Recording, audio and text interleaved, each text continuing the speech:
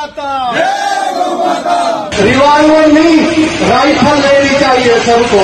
जब तक तोड़ेंगे नहीं, जब तक छोड़ेंगे नहीं। आतंकी नारे लगाने वालों को 24 घंटे में पता चल जाएगा, समझ जाए नहीं क्या क्या जुदा हो जाएगा, उनको समझ नहीं आएगा। যখন মুসলমানদের বয়কট তাদের কাটার কথা বলছে, এমনকি অস্ত্র হাতে তুলে নিয়ে প্রকাশ্য পুলিশের সামনে, তখন কৃষক নেতা সুরেশ কাথু এবং শিখ সম্প্রদায়ের মানুষ একসঙ্গে হয়ে হরিয়ানার দাঙ্গাকারী বিট্টু বজরঙ্গি ও মনু মানেশ্বরকে গ্রেপ্তারের দাবি জানিয়ে প্রকাশ্য সভা থেকে হুমকি দিয়ে বলছে, মুসলিমরা এদেশের ভূমিপুত্র, আমরা এখানে দাঁড়িয়ে আছি, যদি কারোর ক্ষমতা থাকে তাহলে মুসলমানদের গায়ে হাত দিয়ে দেখাও। এবার মুসলিমদের পাশে দাঁড়ালেন কৃষক নেতা এবং শিখ সম্প্রদায়ের মানুষ।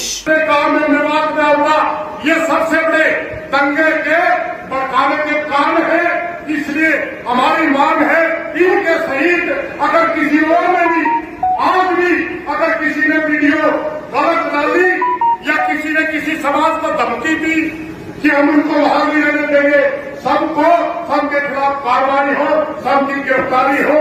क्या आप इस बात से सहमत है? साहबवाद जाकर मारने की बात करते थे, किसी ने मरा हुआ दूध पिया है बड़े मुसलमान तो दिखा दो। जिम्मेवार है, हम अपने देश और प्रदेश को किसी भी हालत में जमने नहीं देंगे।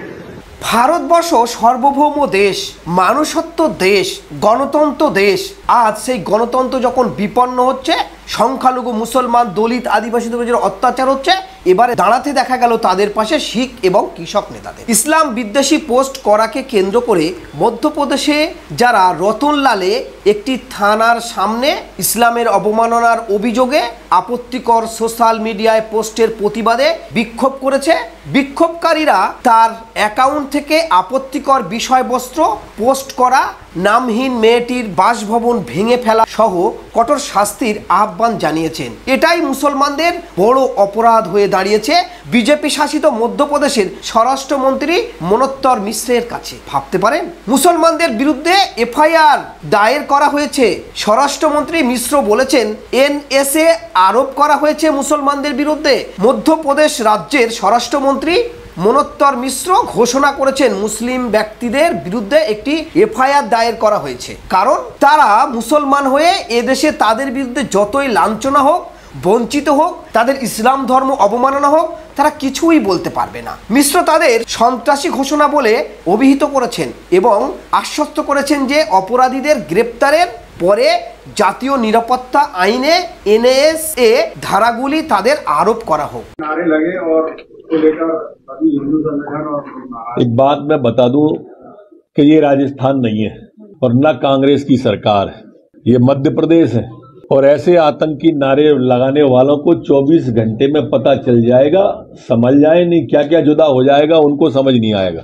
एफआईआर दर्ज हो गई है, अपराधी चिन्हित हो गए, जल्दी पुलिस हिरासत में होंगे और यहां से लेके एनएसए तक की कार्रवाई उन पर की जाएगी।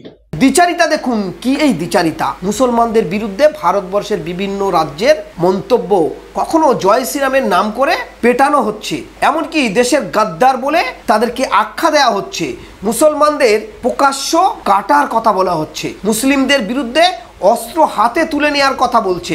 তারপরেও কোনো রকম তাদের বিরুদ্ধে এফআইআর নেই, কোনো রকম তাদের বিরুদ্ধে অভিযোগ নেই। একের পর এক বিভিন্ন রাজ্যে মুসলমানদের বয়কট করছে এবং খুন করার চক্রান্ত চলছে এবং দেশ থেকে বিতাড়িত করার চক্রান্ত চলছে। শুধু চক্রান্ত নয়, প্রকাশ্য রাস্তায় নেমে তারা হুমকিও দিচ্ছে। তারপরে পুলিশ প্রশাসন নীরব দর্শকের মতো ভূমিকা পালন করছে। এ কোন দ্বিচারিতা!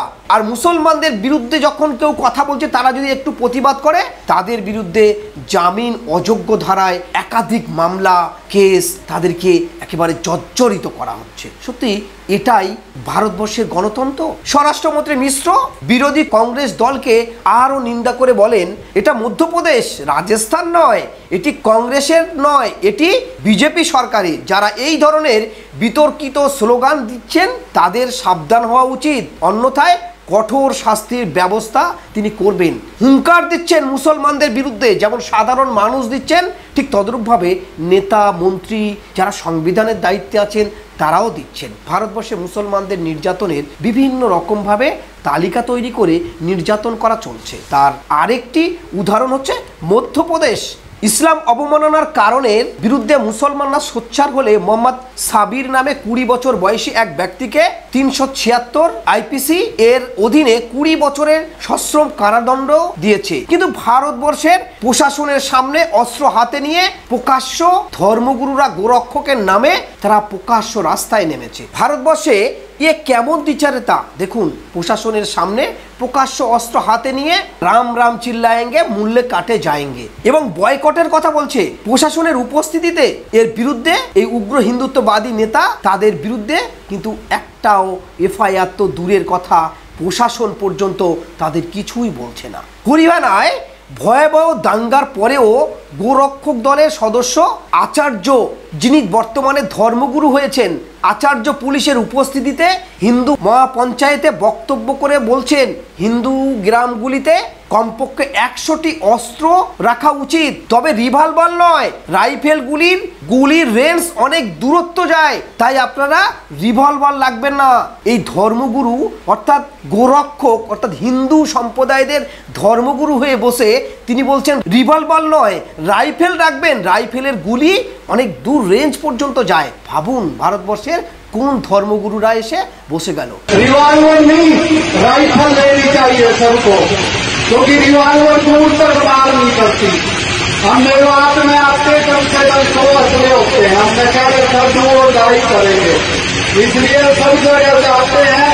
और एक बात और भी मैं निवेदन करना चाहूँगा, बहुत से लोग मरने से डरते हैं। গোরক্ষক আচার্যের একটি পুরানো ভিডিওতে দেখা যাচ্ছে একজন রিভলভার উঁচিয়ে গুলি করছে, অপরদিকে এই গোরক্ষক আচার্য তিনি রাইফেল নিয়ে গুলি করে দেখিয়ে দিচ্ছে এবং বুঝিয়ে দিচ্ছে দেখো রিভলভারের থেকে রাইফেলের গুলি কত দূরত্ব যায়। এই হয়ে গেল ভারতবর্ষের বর্তমানের হিন্দু ধর্মের ধর্মগুরু। ভাবতে হবে তাদের পিছনে হাজার হাজার মানুষ ছুটিচ্ছে এবং তাদের পিছনে মিছিল দিচ্ছে, স্লোগান দিচ্ছে।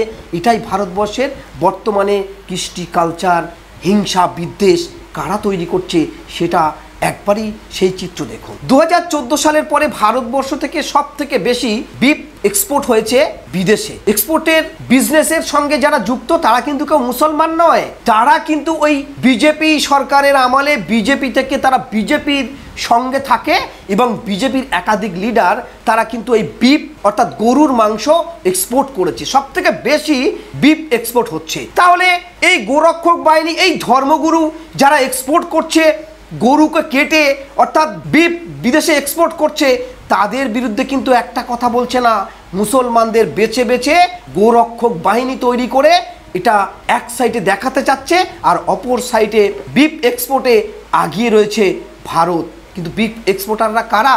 সত্যি এটাই দ্বিচারিতা।